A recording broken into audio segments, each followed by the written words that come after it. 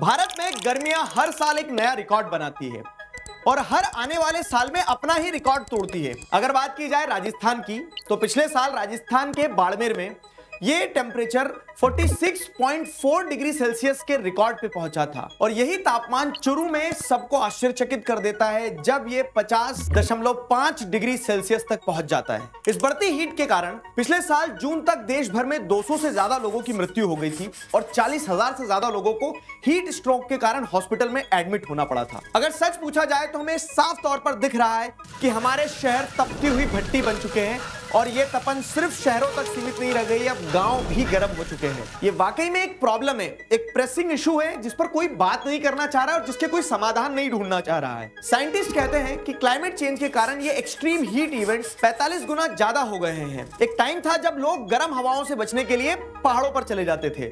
शिमला, मनाली, नैनीताल, ये सारी जगह लोगों का समर एस्केप होते थे कि गर्मियों से बच जाएंगे, कुछ समय ठंडी वादियों में बिताएंगे। लेकिन आज वही पहाड़ जल रहे हैं। हिमाचल प्रदेश के कुल्लू में पहाड़ों पर भीषण आग लगी हुई है, जंगल जल रहे हैं। आग से बड़ा भुई पंचायत इलाके के लोगों में दहशत। वो राज्य जहां पर पहाड़ हैं, जैसे हिमाचल प्रदेश, कश्मीर, यहाँ पे फॉरेस्ट फायर के इंसिडेंट्स काफी ज्यादा मात्रा में बढ़ गए हैं। जैसे हिमाचल प्रदेश में 1300% और कश्मीर में 2822% से फॉरेस्ट फायर के इंसिडेंट्स बढ़ चुके हैं। गर्मियों के कारण बढ़ते इन फॉरेस्ट फायर्स में सडन इंक्रीज बहुत अलार्मिंग है। इससे लोगों की जान को खतरा तो है ही, लेकिन उसी के साथ साथ ये जलते जंगल बहुत सारी मात्रा में कार्बन डाइऑक्साइड और ग्रीन हाउस गैसेज रिलीज करते हैं, जिससे एनवायरमेंट और गर्म होता है। हमने इसका एक वर्स्ट केस इसी साल जनवरी में यूएस के एक जलते हुए शहर में देखा, लॉस एंजलिस। जब वहां के जंगलों में लगी आग की वीडियो फुटेजेस सर्कुलेट हुई तो वो किसी मूवी से कम नहीं लग रहा था,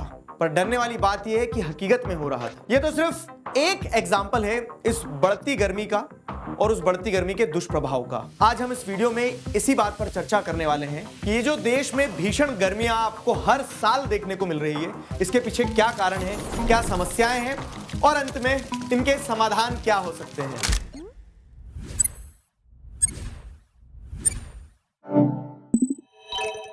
हेलो एवरीवन, मेरा नाम है Digraj Singh Rajput. Welcome to our channel. Summers में हम में से अधिकतर लोगों की फेवरेट डेस्टिनेशन बन जाते हैं शिमला या मनाली जैसे हिल स्टेशंस। लेकिन मैंने कहा कि शायद क्यों? क्योंकि पिछले कुछ सालों से यहाँ पर ये देखने को मिल रहा है कि गर्मियों में ये हिल स्टेशंस भी गर्म हो रहे हैं। सुना था शिमला में ठंड होगा, पर उतना ठंड तो नहीं है, ज्यादा गर्मी है। देख रहे हैं हम छाते पकड़ के घूम रहे हैं। ये वो जगह है जहां पहले एसी का कॉन्सेप्ट भी नहीं होता था, लेकिन आज इन्हीं जगह पर लोग एसी लगा रहे हैं जगह को ठंडा करने के लिए। और सिर्फ यही नहीं, हमारे प्यारे कश्मीर की वादियां जो स्विट्जरलैंड से कम नहीं है, वहां पर भी इस बढ़ती गर्मी का प्रकोप देखने को मिल रहा है, जहां पर अब स्नोफॉल कम हो रही है। धीमे धीमे जो ग्लेशियर्स थे वो पिघल रहे हैं और जब बर्फ नहीं गिर रही है तो जो पानी के नेचुरल सोर्सेस थे जैसे झील, झीरियां और नदियां, वो भी सूखते जा रही है। डल लेक को तो कौन नहीं जानता है। डल लेक जैसी आइकॉनिक वाटर बॉडीज का वाटर लेवल भी अब डिक्लाइन हो रहा है। वाटर क्राइसिस अब सिर्फ राजस्थान की कहानी नहीं है, ये कश्मीर तक भी पहुंच चुकी है। और इन सब के कारण जब जमीन सूख रही है और हवा गर्मी से तप रही है तो फॉरेस्ट फायर के इंसिडेंट्स बढ़ना लाजमी है। Various forest areas that are on fire. Various reasons for that, which also includes the dry spell that Kashmir has been witnessing while the winters were cold, but there was not a lot of precipitation. The Kashmir Valley witnessed the driest winter during the peak time of January and February 2025 as well. Most of the water bodies had dried up. Kashmir Valley should also brace up for an extreme summer this year as the temperatures will soar and there will be some dearth of water. अब एक minute के लिए imagine करो कि ये सब पहाड़ों के हाल बता रहा हूं मैं आपको, तो हम में से अधिकतर लोग जो शहरों में रह रहे हैं, तो शहरों की स्थिति तो बिगड़ना तय है। अगर एक डेटा पर नजर दौड़ाएं तो 2022 में 730 डेथ्स रिपोर्ट हुई थी हीट स्ट्रोक्स के कारण, और ये सिर्फ वही डेथ्स हैं जो रिकॉर्ड हुई थी। असली नंबर तो शायद कई गुना ज्यादा होगा। और इन बढ़ते हीट वेव्स के इंसिडेंट्स के कारण सबसे ज्यादा सफर अगर कोई करता है तो वो होते हैं मजदूर, construction workers, street vendors, farmers, traffic police जैसे लोग, जिन्हें पूरे समय इन हीट वेव्स का सामना करके अपना काम करना पड़ता है। लू और हीट स्ट्रोक से पिछले 3 दिनों में बिहार में अब तक 184 लोगों की मौत हो गई है। India has experienced a significant number of heat-related deaths, with 56 fatalities reported from 24,849 suspected cases. यहाँ पर अब कुछ सवाल उठते हैं। हर साल बढ़ते टेम्परेचर के पीछे आखिरकार क्या कारण है? आगे आने वाले सालों में ये स्थिति कितनी और बिगड़ने वाली है? क्या ये सिर्फ एक सीजनल पैटर्न है या फिर हम किसी और बड़ी मुसीबत की तरफ आगे बढ़ रहे हैं? With dry winds, rising humidity and a full-blown heat wave, the temperatures crossing the 40°C mark. The IMD predictions show that most of India will be facing above normal heat wave temperatures. India's peak summer months of May and June are still ahead, but many parts of the country, especially in the north, are already facing extreme temperatures. Experts believe that there would be a rise in temperatures this coming summer.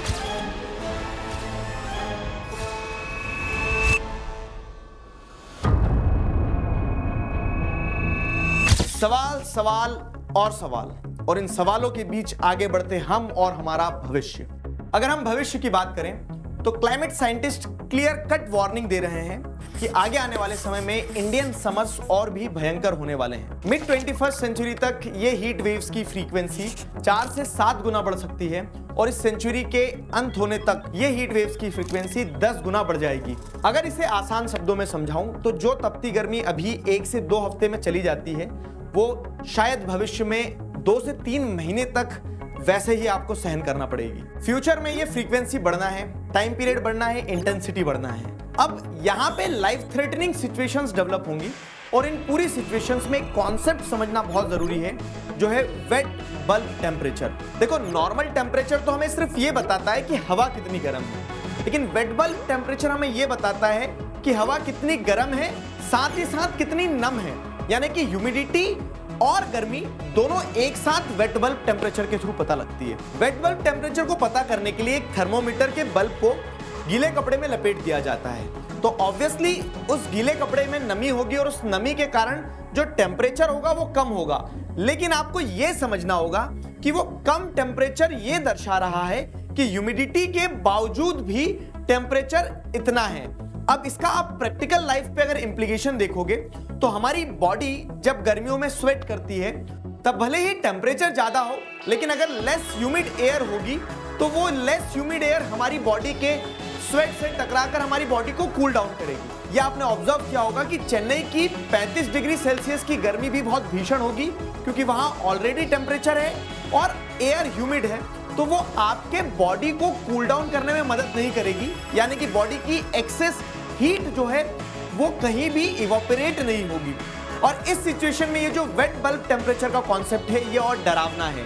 चाहे temperature कम हो, लेकिन हमारी body इस temperature को सह नहीं पाएगी। फिर इससे हमारी बॉडी का कोर टेम्परेचर बढ़ने लगेगा, एक्सेस हीट पास ऑन नहीं होगी, और जिसका इंपैक्ट ये हो सकता है कि हमें शायद हीट स्ट्रोक्स का सामना करना पड़े और लीथल कंडीशन में मौत भी हो सकती है। नियर फ्यूचर में इंडिया के बहुत से पार्ट सिर्फ ट्रेडिशनली गर्म रीजन्स जैसे राजस्थान, दिल्ली या उत्तर प्रदेश ही नहीं, साउथ इंडियन स्टेट्स में महाराष्ट्र, तमिलनाडु भी हाई वेट बल्ब टेम्परेचर्स को ज्यादा एक्सपीरियंस करेंगे। अब आप सोचोगे कि इस सब से बचने का बेस्ट प्लान ये है कि गर्मियों की छुट्टियां भी होती है, बाहर ही नहीं निकलेंगे, घर में ही रहेंगे और बच जाएंगे, लेकिन ऐसा बिल्कुल भी नहीं है। तो जिन ड्रीम सिटीज की तरफ लोग दौड़े जा रहे हैं, जैसे दिल्ली, मुंबई, बेंगलोर, ये सारे शहर जो आपको बहुत अच्छे जॉब्स, एजुकेशन और हेल्थ फैसिलिटीज प्रोवाइड करते हैं, ये सारे ही शहर अब धीरे धीरे हीट आइलैंड्स बन चुके हैं। फॉर बेटर अंडरस्टैंडिंग एक एग्जांपल देखते हैं कि पिछले साल अगर मुंबई के टेम्परेचर की बात की जाए तो नियर बाई जो सैटेलाइट सिटीज हैं, उन एरियाज की अपेक्षा मुंबई का टेम्परेचर 7 डिग्री सेल्सियस ज्यादा रिकॉर्ड किया गया। ठीक ऐसा ही हाल देश की राजधानी दिल्ली का भी है। यहाँ हर साल टेम्परेचर अपने आप को I am a Complan boy बनाने की कोशिश करता है,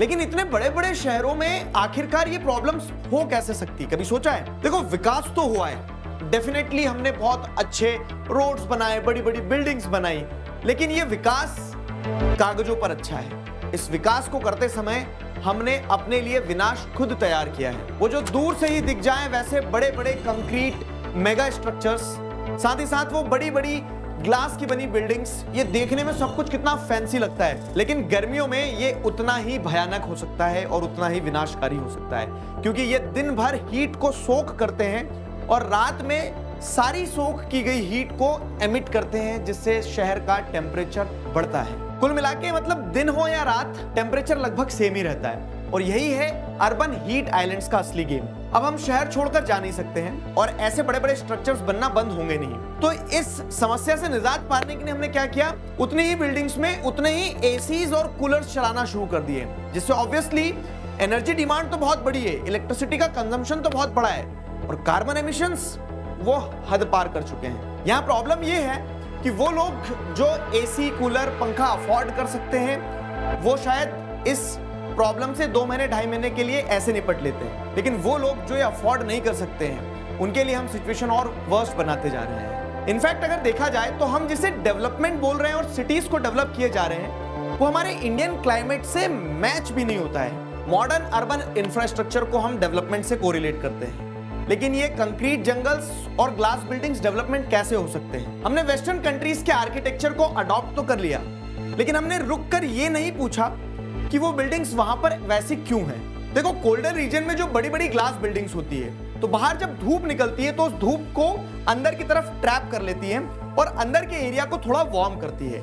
लेकिन इंडिया के केस में जहां ऑलरेडी टेम्परेचर आसमान छू रहा है, वहां पे आप और ग्लास बिल्डिंग्स बना के हीट को अंदर ट्रैप करोगे तो ऑब्वियसली सिचुएशन डेट्रीमेंटल ही होना है। लेकिन अगर हम वक्त में थोड़ा पीछे जाएं तो भारत का हर रीजन और वहां का आर्किटेक्चर क्लाइमेट के हिसाब से इवॉल्व हुआ था। फॉर एग्जाम्पल, जैसे जयपुर का हवा महल, जहां 1000 से भी ज्यादा जालियां लगाकर एक स्ट्रक्चर बनाया, जिससे अंदर की तरफ हवा तो आएगी लेकिन सीधी धूप को रोक लिया जाएगा। इसको डिजाइन कुछ इस तरह से किया गया कि बिना बिजली, एसी, पंखों के महल के अंदर का टेम्परेचर बाहर के टेम्परेचर से काफी कम रहता था। इसके अलावा आपने देखा होगा हमारे गांव कस्बों में मोटी मोटी दीवारें बनाई जाती थी, या तो वो मिट्टी की होती थी या पत्थरों की, जो बाहर की हीट को बाहर ही सोख कर लेते थे और अंदर टेम्परेचर नहीं बढ़ने देते थे। इन नेचुरल मटेरियल से जब घर बनाया जाता था तो ये मटेरियल्स एक नेचुरल इंसुलेटर की तरह काम करते थे। साउथ इंडिया के घरों में ऊंची छतें होती थी और क्रॉस वेंटिलेशन होता था। वहीं ईस्ट इंडिया में आप देखोगे तो बांस और लकड़ियों से घर बनाया जाता था, जो किसी भी प्रकार से हीट एमिट नहीं करते थे। इनफैक्ट ये सभी ज्योग्राफिकल कंडीशंस के अकॉर्डिंग बनाए गए थे, जो पैसिव कूलिंग प्रोवाइड करते हैं। पर अब ये सब कुछ हम भूल चुके हैं और इनफैक्ट इसे हम प्रिमिटिव मानने लगे हैं। हाल ही में हुए हैदराबाद के केस को ही देख लीजिए। हैदराबाद यूनिवर्सिटी के पास के 400 एकड़ के घने जंगल को गवर्नमेंट ने ऑक्शन के लिए प्लान किया। इस एरिया को इंडस्ट्रियल डेवलपमेंट के लिए ऑक्शन किया जा रहा था। वो तो बहुत सारे स्टूडेंट्स, एनवायरमेंट एक्टिविस्ट ने जोरदार प्रोटेस्ट किया और उस जोरदार प्रोटेस्ट का परिणाम ये हुआ कि इस प्लान को कैंसिल किया गया। एक तरफ हम हैं जो अपने फॉरेस्ट से छेड़छाड़ कर रहे हैं और एक तरफ सिंगापुर जैसे देश हैं जो अपने मॉडर्न सिटीज को नेचुरल वंडर्स में कन्वर्ट कर रहे हैं कई सालों से। वहां पर बिल्डिंग्स के साथ पेड़ पौधे लगाना, छतों पर गार्डन्स बनाना और पूरे शहर में ग्रीन कॉरिडोर्स मैंडेटरी है। ये सब कुछ मिलकर एक प्राकृतिक एसी का काम करता है।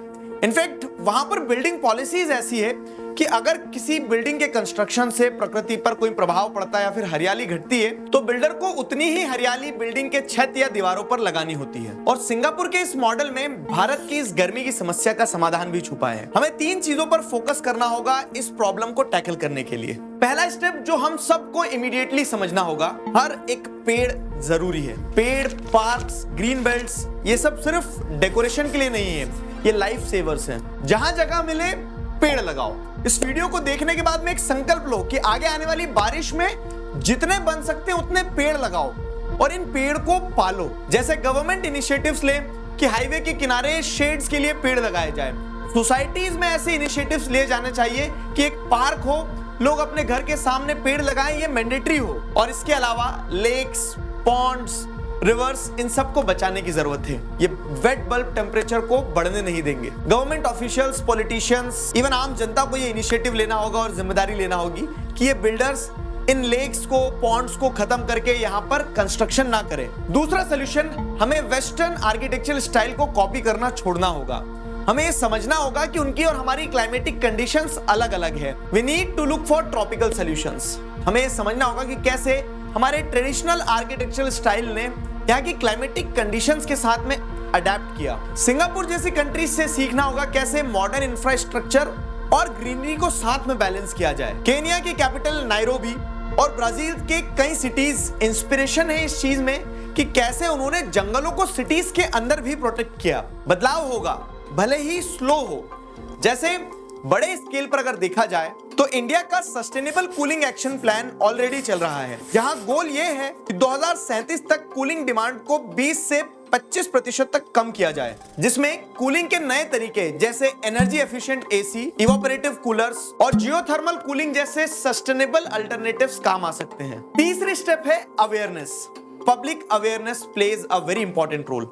जब तक हम इन चीजों को मुद्दा नहीं बनाएंगे, इन पर बात नहीं करेंगे, इन समस्याओं को नहीं समझेंगे और इनके समाधान के बारे में चर्चा नहीं करेंगे, तब तक शायद ये स्थिति ऐसी ही रहने वाली है। यहाँ पर हम सरकार के भरोसे बैठे रहेंगे तो शायद ये गर्मियां और बढ़ती ही चली जाएगी। हमें अपने स्तर पर छोटी छोटी चीजें करना होगी अगर हमें एक बड़ा बदलाव चाहिए तो। एज सिंपल एज दैट कि हम छतों की रूफ को व्हाइट पेंट कर सकते हैं, पेड़ लगाएं जितने हो सकते हैं, अननेसेसरी डिवाइसेस को ऑफ रखें। ये गर्मियां भीषण है, शायद हमारी जनरेशन तो इन्हें सह भी जाएगी, आगे आने वाली जनरेशन के लिए स्थिति और बदतर होते चले जाएगी। तो अगर हमें उनका फ्यूचर सिक्योर करना है तो उन्हें एजुकेट करना होगा। अपकमिंग जनरेशंस को क्लाइमेट चेंज और हीट वेव्स के बारे में बताया जाए, उन्हें समझाया जाए कि ये एक असल समस्या है जो तुम्हें फेस करना पड़ सकती है। हमारे एक्शंस और कल उनके लिए education can be a way out to solve this problem. अगर ये वीडियो अच्छा लगा तो इस वीडियो को अपने करीबी लोगों के साथ शेयर कीजिए और इस चीज पर एक डिस्कशन स्टार्ट होना चाहिए। ऐसा डिस्कशन जिसे चाहकर भी शायद लोग इग्नोर ना करें और शायद कल एक पॉजिटिव आउटकम निकल कर आए। आशा करता हूं आपको ये वीडियो पसंद आया होगा और किन टॉपिक्स पर आपको वीडियो चाहिए कमेंट्स में जरूर बताइए। मिलते हैं नेक्स्ट वीडियो में, तब तक मुस्कुराते रहिए। जय हिंद।